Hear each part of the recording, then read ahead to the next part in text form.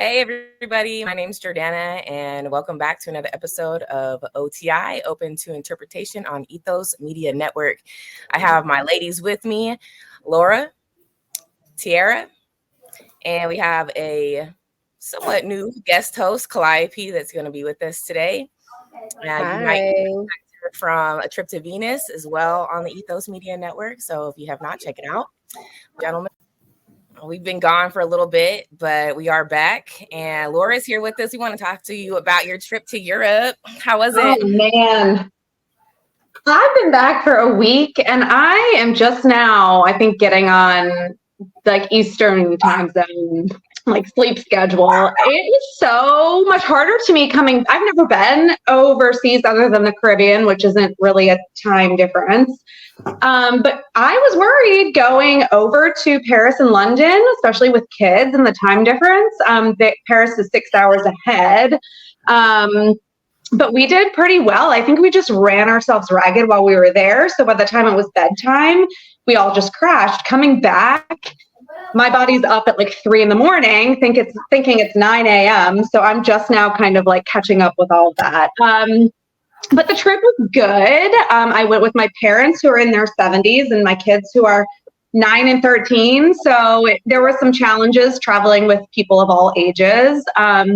But we went there to celebrate my parents' 50th anniversary. And it was great. I mean, we stayed really busy. We did all the things. It was magical. It was exhausting. But I'm good to be home, your own toilet, your own bed. So I probably won't travel overseas for a little while because it's a lot and the flight's long, but we have all this memory stuck and it was a really good experience for my kids. Yeah, it looks fun. All the pictures you were posting, the one of you in the catacombs. Oh my! I was like, oh, you have to frame that one because I was yes. For people who don't know, there's a picture of me in the catacombs. So the catacombs is an ossuary. It's like an underground, basically an underground cemetery, and they kind of make like art with human bones almost. Not always, but just the touristy part. And I'm gross. I'm very macabre. I like, if you can see my like art, And I was like, hey Dad, take a picture of me. And there's a human skull, and I'm just like licking it, and he takes the picture. He's like, you're disgusting. He's like, you're the only one who could do the like person who would do that. I'm like, hospice nurse, like this is what we do. So that was really cool. That was my favorite part of the whole entire thing. It was really neat. It's cool. It was really cool. It was yeah. So it's good to be back. Eiffel Tower, and like your kids look happy, and like everyone's just having a good ass time. It was a good ass time, and my kids did so well. I was concerned about the 9-year-old just with all the walking and the time difference, and they did really well. And they tried, all in. So I think it was everything that my parents had hoped that it could be. So I'm very grateful for the experience.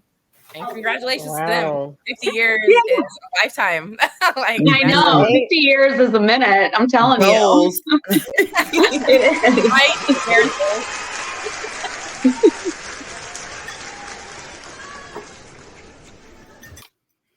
Did anyone hear the cheering? Yes, it was so cool. I'm like, is that in my head? Ooh, it's a stadium in here. Yeah. So how's everybody else's weekend been? I know that Calliope's kind of new, but you can share how your weekend's been going. And my weekend's been good actually. I have been hanging with some friends. I went to a potluck Friday with some friends, and that was really fun. And I mentioned that I do tarot readings and stuff, so hopefully we're gonna get back into my tarot bag. Well, not hopefully, definitely starting to get back into that. And offering some more readings on a more regular basis. So I'm excited to do that. And yesterday I also had a friend come over and I gave her a reading too. So that was fun. So I've just been at home this weekend, kind of taking it easy and getting back to my roots. Yeah. Cool. Tara looks amazingly beautiful today. Okay, come on, shoulders. Yes, I love your laugh. You. Thank you. It's so feminine. I love it. Okay. You're like, my shoulders out. This weekend was very fun. I am in the process of redecorating my home. So I started with my living room. So I'm this close to being complete. And I can't wait to show you guys pictures. So that is what I did. And the rest, I was able to take a nap. I'm never able to take a nap. And I slept till like 7 yesterday. And it was awesome. He said it was awesome. Nap for life. I love a good nap. I just woke up. If I could be a nap, I would be a nap. I am. Do you have like a theme for your living room or like a vibe or? So I figured it out finally. I am doing boho chic. So yeah. Very cool. That's cozy. I love redecorating. I love rearranging my furniture. It feels like a whole new room. And then like to get like new blankets and like pillows or like new furniture, like to just like add something to it. Man. Yes. Setting a frequency. I came a long way from I bought this house in June of last year. So I've been trying to pace myself, not make big purchases too quickly because you always need a little pocketbook money for a homeowner. But now I'm able to really start decorating and I'm excited. That's the fun part of owning your own house too, is like you can do whatever you want to whatever. It every day if you wanted to. You can paint it every year if you wanted to. Go through all the different colors you want. Yep. Do you live in an HOA or can you do the outside too?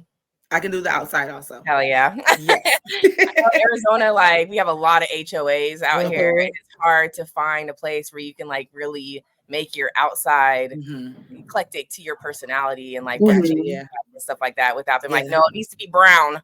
And this shade look like everyone else. Dang. I'm done with that. I don't I miss the beautiful, colorful houses that they used to have in the Bay Area, which gentrification is taking all those away anyways, but it adds character. It's beautiful. Are you in Arizona too? Yeah. Okay. Yep. Nice. I heard this staggering statistic on the radio the other day. I don't know if it's true. I haven't looked it up yet, but they said that 44% of the single family residences were bought by like companies, like real estate companies. Yes. Like people are not owning their own homes anymore and they're buying them so that people can't. And you're going to have to rent forever. Basically, they want us to be renters. Yes. I was outbid so much and it was by companies and corporations. So that's fucked up. Yeah. I'm glad you got it now. Like, I'm glad that you got it. Yeah, it was a 2-year process, but yes. Congratulations. Thank you. For reals. Oh, that's saddening. It is. It really is. Like, okay. But so we're going to, again, revisit a topic today that is dealing with relationships. It was something that was talked about on the first season of OTI with the guys, and we're going to revisit as the women perspective today. So we're going to play this clip for you. Hopefully everybody remembers it. I'm sure that it's something that we've all seen before. So we're going to take a look and talk about it a little bit on our end. Know that you've said that you cannot teach a man or tell a man how to be a man. So I will not ask you to indict men in this question. But I do want you to speak, Ayanla, to how women need to, position ourselves so that we can be in our divinity, so we can have our crowns right, how we can create and not build, when some of us, quite frankly, feel that the men that are available to us, and I'm talking about across the color spectrum, across the age spectrum, trust me, I've done them all, they are not positioned to protect nor provide because of some of the statistics we just talked about. They're not earning the incomes. They're not having the resources, and some of them are not even showing up in the leadership. Would you date a bus driver? Would you date if he owns the bus? If he owns it. If he owns the bus. See, that's a problem. That's a problem. Okay. Because the standards and requisites, and I'm not talking about him laying on his sofa playing video games all day. I'm not talking about that. But the standards and the criteria that we use to measure men is off for who we are as women and who they are in this society. I would date a bus driver if he loved driving the bus, if he was a man of integrity, if he was good to his mama, if he treated me well. Laura, what you think about that? Ruffle some feathers. I am very much on education. I'm a big old nerd. I am. I mean, maybe I look like one to you. I don't know. But I'm much on education. More than education, I'm much on intelligence. Of course, you can be more than intelligent. You can be smarter you could be as smart as like whatever, a scientist and be a bus driver. But just seeing like the title of a bus driver, I don't know that I would say like, sure. Like if I maybe say I'm like on a dating app and I see bus driver, I don't know if I would swipe yes for them. Maybe if I met organically and I am shown firsthand how they speak, like do they speak eloquently, can they have an intelligent conversation, which of course anybody can any profession can be like that. So I might sound a little shallow by saying just on paper am I just going to go for a bus driver? I don't know that I would, but you also on the other hand can have someone with a master's degree and they can't carry an intellectual conversation as well. So I really think you have to like get to know the person, and it wouldn't matter truly if I got to know a bus driver and he was smart and eloquent and could have a conversation. I would give him a chance. Yeah. I feel like it definitely depends on how you meet them and your experience in the conversation and stuff like that too. If you're an intelligent person and that type of connection is important to you, like the mental connection and like the person that you're talking to or getting to know can stimulate you in that way, then like maybe you don't care how they earn their money because they fulfill you in other ways. But yeah, on paper, I can definitely see that. I was like, bus driver, so what you been doing? Like what else is there? Is that the only thing they're putting on the paper? Because if so, like we might have to talk a little bit more about what's going on in this piece of paper. Exactly. And of course, personality matters too. I mean, like an accountant may not have any personality and they may be super smart, but they're not going to be able to like have, and talk about numbers. My boyfriend's in finance, so I don't mean you, Brandon, but I'm just saying. So I mean, you have to make them laugh and all the things. So yeah, we don't want to have to carry like the whole conversation with somebody, Right? Exactly. You could make a lot of money also, and I'm sorry, I'll end at this, but like you could also make a lot of money, but not be able to manage your money, and I might still have to be paying your way. But if you're a bus driver and you have a retirement plan and you budget, like you could be a much better partner than someone who makes six figures. Facts. Why? What were you about to say? So, I can see you coming. Well, yeah, because I don't want to date a bus driver either. I probably don't, just because it's. I don't want to. It's not attractive. That doesn't sound attractive to me. Like, oh, okay. But you mentioned like I don't want to carry the conversation. Well, I could imagine a bus driver having some very, very interesting stories. Like you don't have a lot to talk about. Hey, the decompress sessions are going to be lit. Okay, there's going to be a lot to talk about, a lot to unpack. So I don't know. It could be interesting, but is that something you could do like long term? Because on the opposite side, like that's probably stressful. Like you're dealing with people, you probably see a lot of sad things. So it could be a little tense, What kind of person are you going to be when you come home from that bus driver job? Like, how are you? Are you going to have the energy to interact with me after you've been out all day peopling? So, and then like finance wise, I agree with Laura. Like you can make a lot of money and not manage it well, and you can make a little bit of money and be okay. And I think that, excuse me, as of recently, I've kind of like shifted my perspective on like provider, and like it's not about how much you make, but like if I call you and I have a problem, and you provide a solution and it You better works. hop on the bus and come save me, bro. Like, what on the bus? Can you come pick me up on the bus? I need a ride. I need a ride. But you know, I think a provider, it don't always have to be someone who's a high earner. It can be someone who can just simply provide. Like, are you a solution-based person or are you gonna sit down? Well, babe, I'm sorry. That ain't gonna work for me. I ain't got it. What you mean? I ain't got it. You don't have an idea? You ain't got nobody you can call? No suggestions? I gotta help call me them? All right. Okay. So I know yeah, you got this here. I can see the wheels in Tiara's head. Because you ladies are a tough crowd today. Oh my God. I feel like because on paper, I'm a social worker. I don't make shit. Like, let's just call a spade a spade. So yeah. a guy could say the same thing for me. By profession, I'm doing okay. I'm all right too. Mhm. But by profession and on paper, if that's the first thing a man sees, he's gonna be like, no, I don't want to talk to nobody who's gonna try to be my therapist. You know, I already have a stigma around just what I do. Some people either think I want to be their therapist or I have the plug on the food stamps.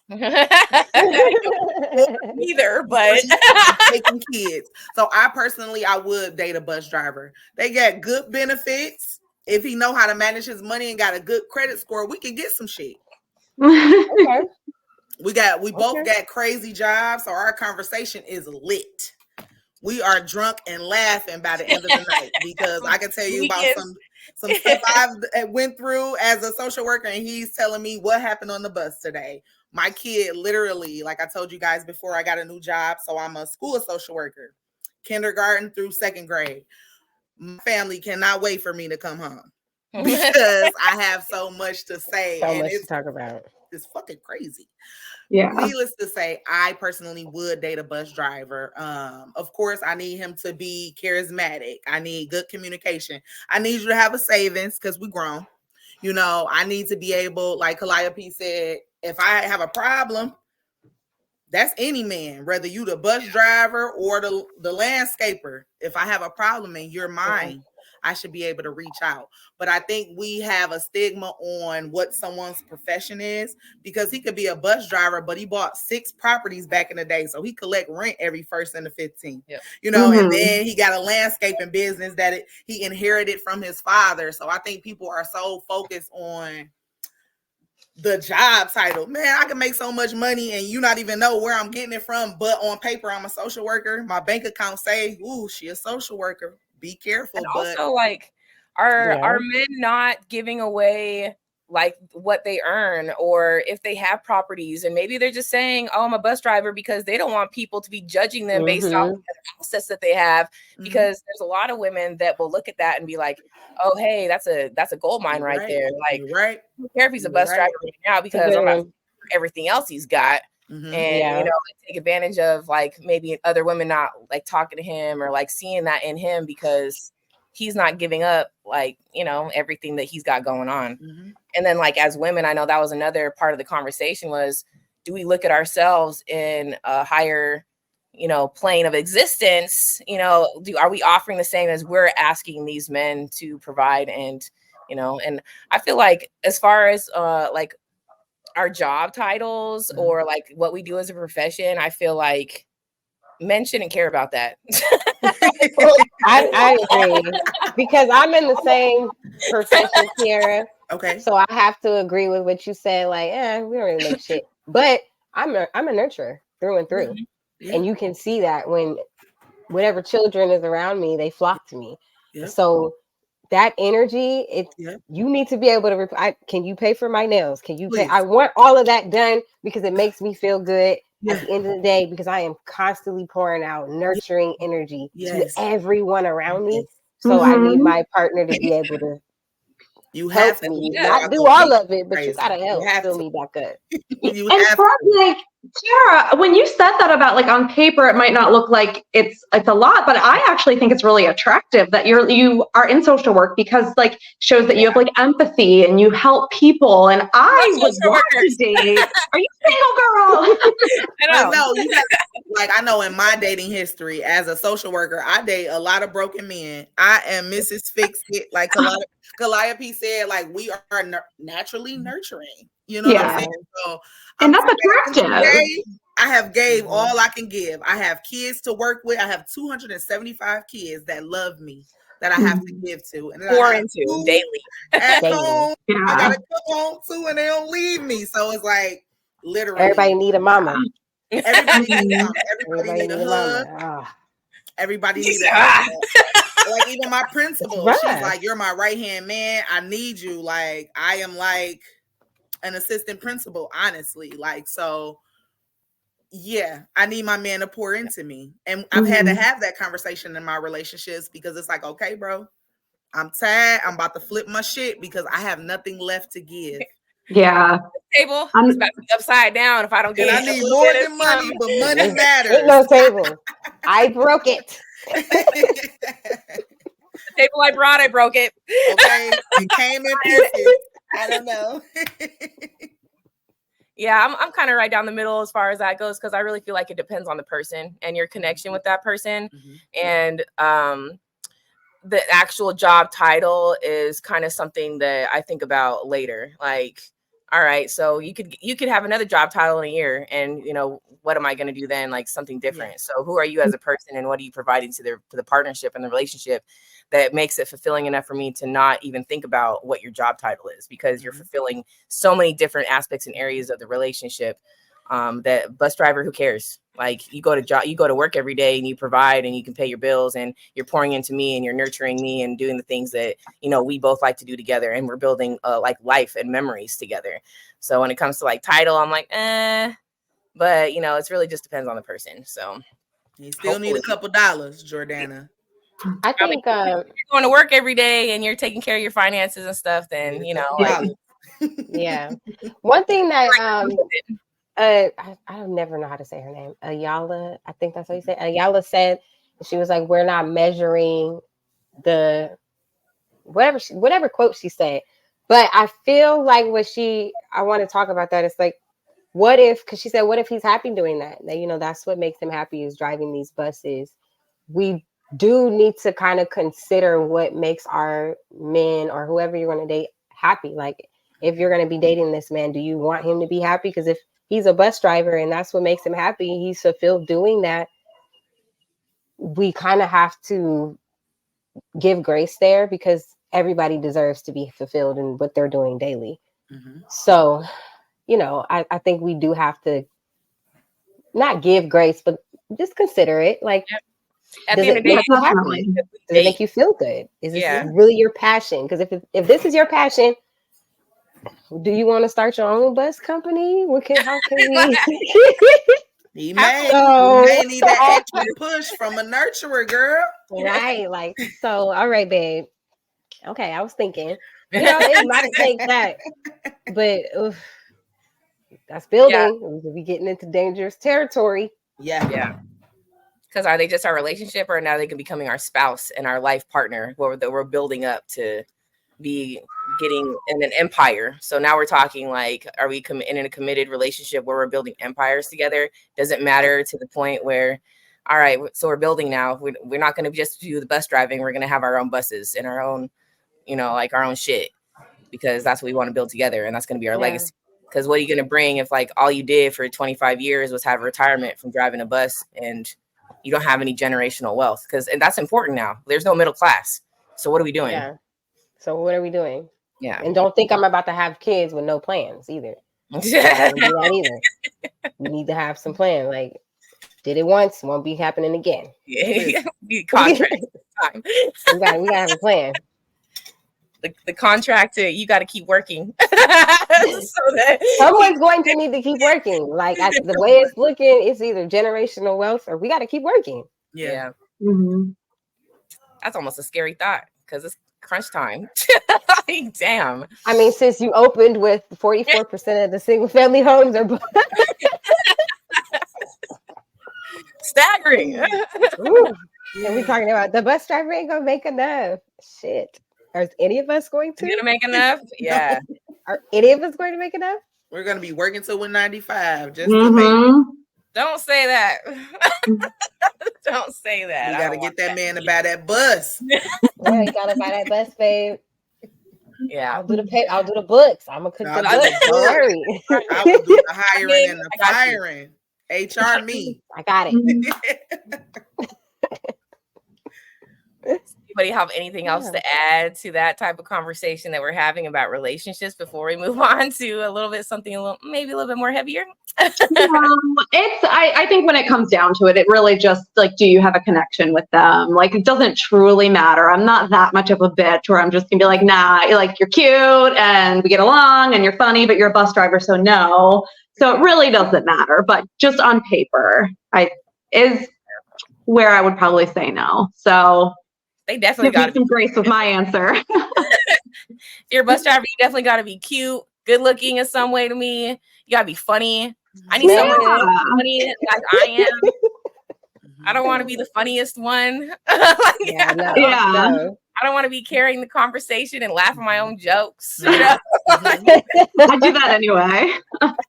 I mean, but laugh with me though, you know? You gotta laugh too. Right. Like, I want to be a good time, but like, be the balance. So something that came up earlier this week that it might be a little bit, it might be like around the time that you were born, but OJ Simpson passed away this week. I know that a lot of us grew up knowing about OJ playing football and then, you know, like doing goofy ass movies. Like, what was it? Like, what was the name of the movie with Leslie Nielsen? I can't remember the name right now, but he did those goofy ass movies. And then he was in the news for being abusive and like, you know, like his wife was murdered. And all of a sudden on TV, we're seeing like the infamous police chase in his white Bronco. And then like everywhere on TV, we were seeing his trial. So going back and thinking about those times and, you know, what we see as a kid on TV with those types of conversations. Actually, you know what? There's a clip. Let's play this clip real quick, and then we can kind of like go from there. Mrs. Robinson. Superior Court of California, County of Los Angeles, in the matter of the people of the state of California versus Orenthal James Simpson, case number BA097211. We, the jury, in the above entitled action, find the defendant, Orenthal James Simpson, not guilty of the crime. Penal Code Section 187.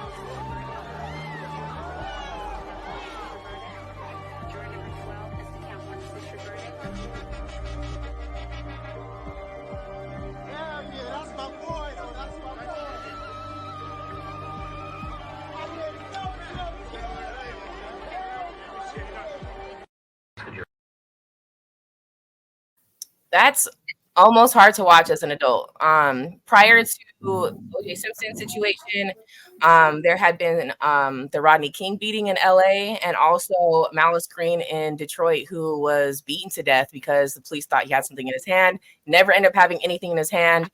It creates this racial divide that was already there, but very much more in our faces when it came to OJ, just because everybody knew him. Like, he was a celebrity. He was a football player. He got the Heisman. Like, everybody knew about OJ. So when this came about, and like, even as a child, and I didn't experience personally a lot of racism in my life. I grew up on the West Coast. I had a diverse group of friends.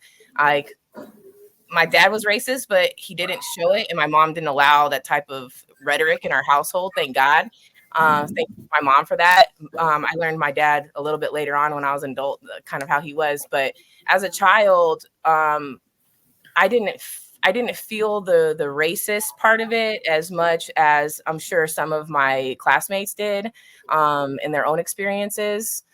So I really want to hear from the other ladies in the group, like how they experienced it or what their thoughts are on that, or like, do you guys remember what it was like as a kid, like seeing this on the news, and like what it was like in your own homes and with your families and like your peers at school and teachers and things like that? Like, what were your experiences and how did you feel about it?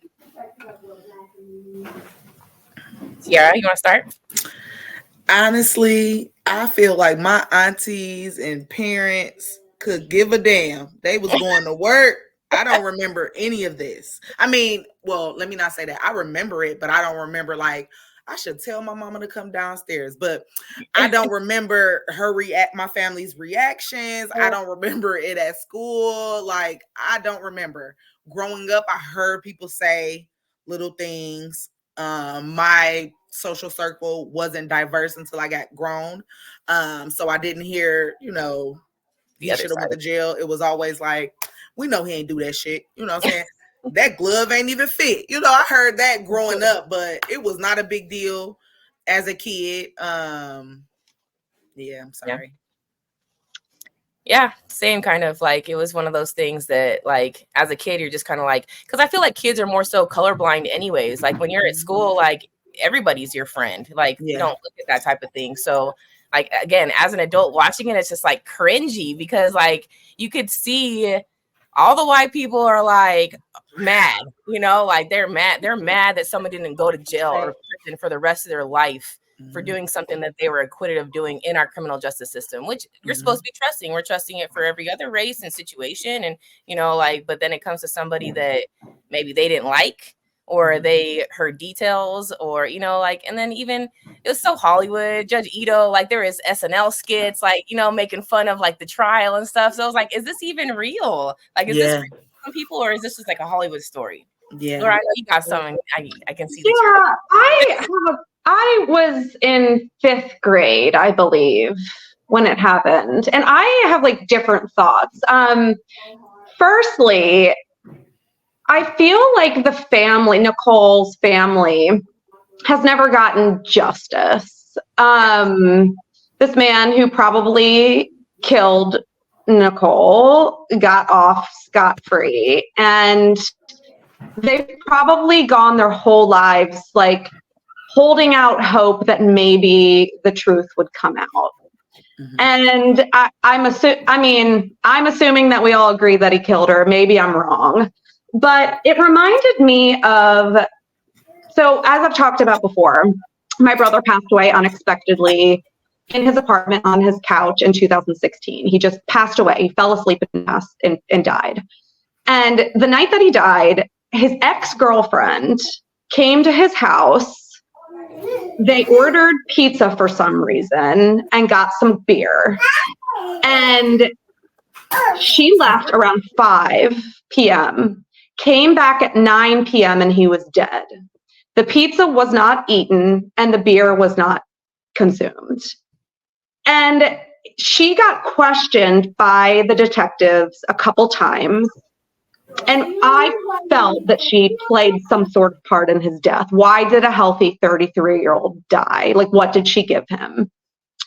And she got off. Obviously, they had no evidence. The detectives were like, this girl's lying, but they had no evidence.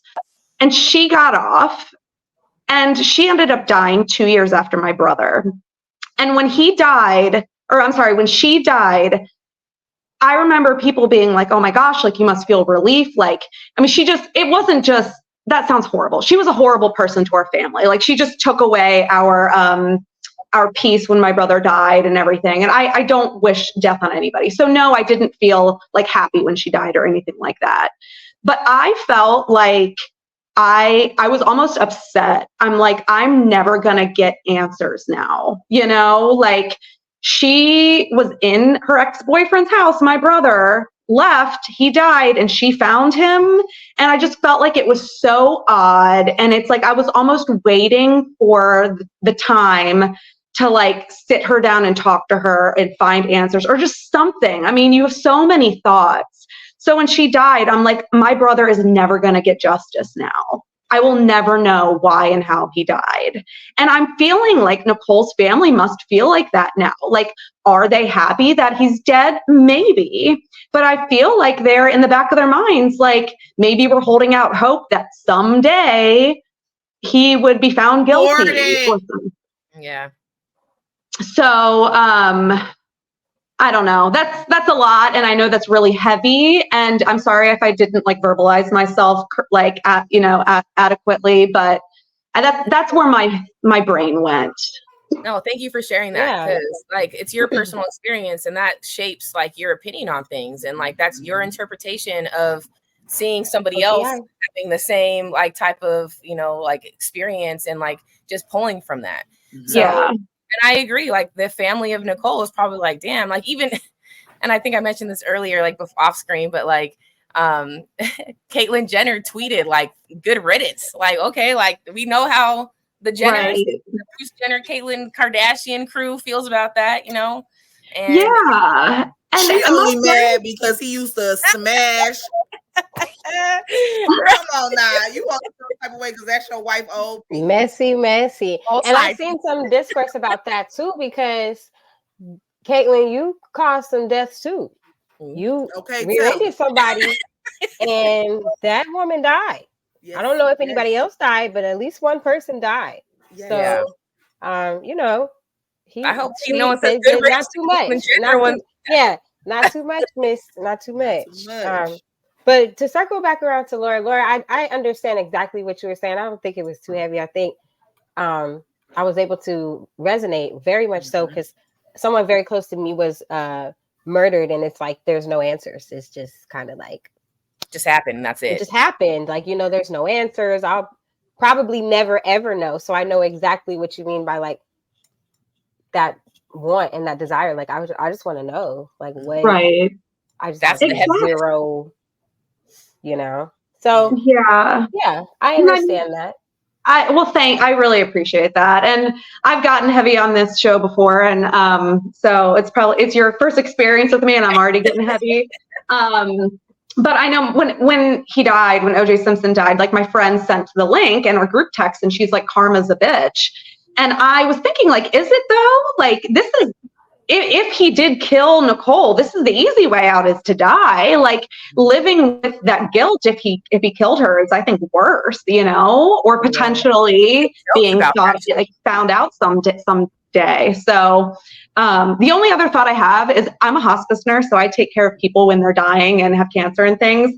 And my other thought was, can you imagine being his hospice nurse? So that's a different conversation, but that was my second thought. Yeah, like what is the nurse's stance on right, exactly? And like, did he say something to her? Yeah, exactly. Like in his final words, would be like, "I did." Because he was a troll. Right, exactly. He was a troll. He talked about it. He talked shit about it. He made jokes about it. Like, if I did it, something like that. Like, life is so you guys think that he did do it? I mean, I was in 5th grade. That's just what I thought when I was in 5th grade. I think he has something to do with it. He may not have been there. He has something to do with it. I agree with that. Yeah, because I was born in '94, so I don't know. I watched the show. I mean, like they planted evidence and shit like that. It was a good show. And maybe that's unfair of me to come to conclusions, because we're taught things when we're young and we hear one side of the story, and then that's just what sticks with us. So I can't really speak on that, but if he did it, it doesn't matter if he did or didn't. The family still probably felt that way, like that they're not going to get their answer. Like, that's true. And everyone's got their own like experience, like especially if you're family.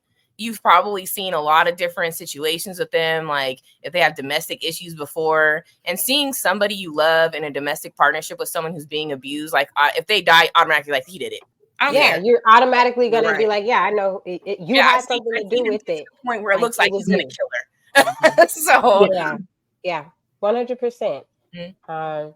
But Tiara, I don't know, to answer your question, like I remember that Netflix show. I don't know if anyone else watched that. It was really good. That was my first time having any type of exposure, really, like besides hearing about it online or like Okay. That was it for me. And I watched it and I don't know. Yeah. Like I was not able to make a sound decision And on OJ what I makes too thought. many jokes about that shit to be like, I'm is like, he serious? Like, you know, like, come on, I man. don't know, man. I couldn't, but it was good. It was a good Netflix series. Definitely a good show.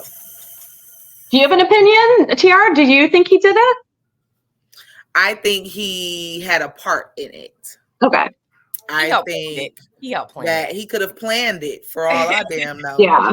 You know, he had the money and the means, you know. Yeah. Ain't no And the telling what friends. Nicole saw or knew or, you know, threatened him with. So I feel like I'm not going to get on my soapbox, but I feel like he had a part. Yeah. I don't feel like he killed her, but he could have financed. I feel like that's why he was so cocky about it, because he knew he wasn't there and they couldn't prove it, but he knew he had something to do with it. And he was for sure. You know what I mean? So, like, yeah, that's why he was cocky, making jokes and shit, because I got away with it. I got acquitted. If the glove doesn't fit, you must acquit. Like, there were so many jokes about that. Like, but then terrible. Poor Nicole's family. Like got on stand and the fifth against like planning evidence and stuff like that. So there's just too many layers to that court case, and it was broadcasted, and everybody had an opinion, and everybody was watching, and like after months and months and months of seeing this, and like the jokes and like the real stuff that's happening, and the people that are affected by it, and then like the announcement, and everybody's just like either going crazy or just like, man, fuck that, he's guilty, he should, you know, like.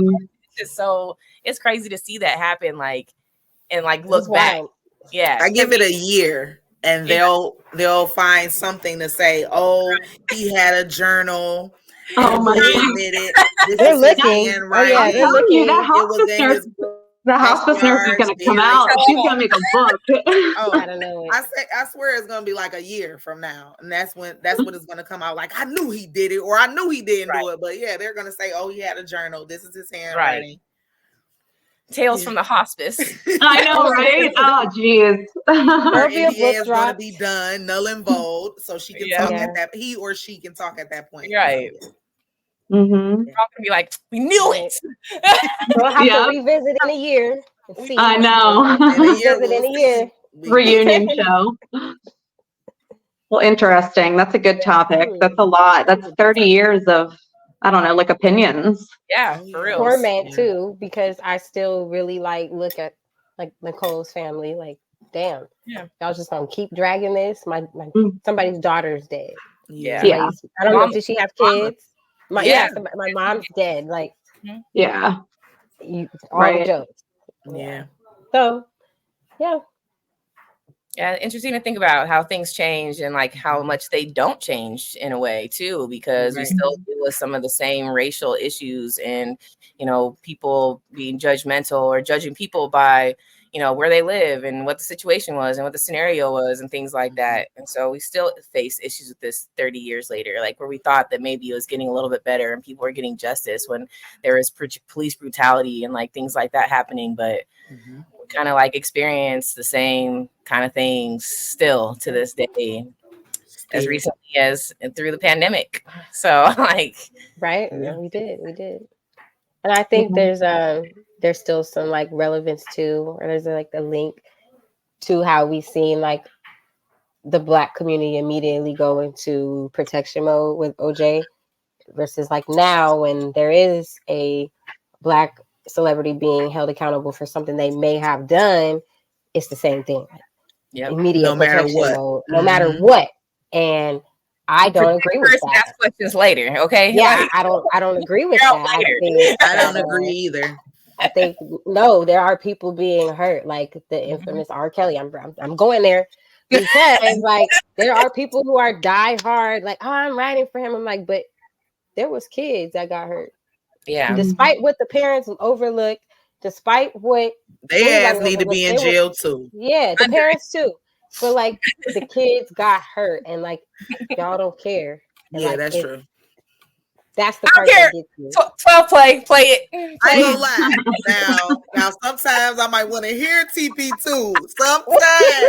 And I don't know who's making money off my stream. Who seems like they're ready? Who? Oh my God. That's my thing. Like if we can listen to Elvis music. Same thing. I mean, it could be anybody. Literally, like so many people that we like growing up, musicians. Like All of it. them. All of All them. of them. They're all Look, dirty. Aerosmith got some look. Yeah, everyone has ghosts in their closet. We wouldn't, if that's the case, you wouldn't be able to listen or to anyone or watch any movies. Everyone's got their demons, you know. Like I'm saying, like if we see them on a TV screen or they're part of like the entertainment industry, they did some shit. Yeah, exactly. Yeah, they're not clean. Yeah, They're got very them dirty. somehow. They're yeah. big. Got there somehow. Yeah. Anyways, that was a That fun sucks.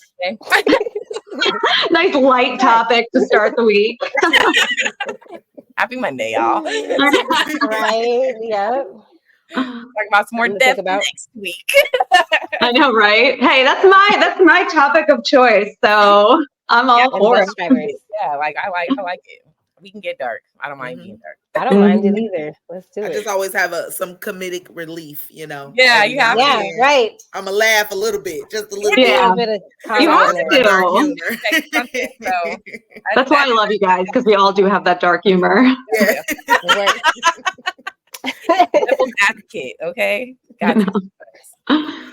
But it was a fun show. Thanks so much for always showing up and showing out when we get together. It's always a fun time. Nice to have Clyde here. Hopefully we'll see you more often. Yes. Yeah, thanks for joining us. Thank you for welcoming me. Yeah. Well, it was a nice another episode of OTI, and we'll see you guys next time. Bye.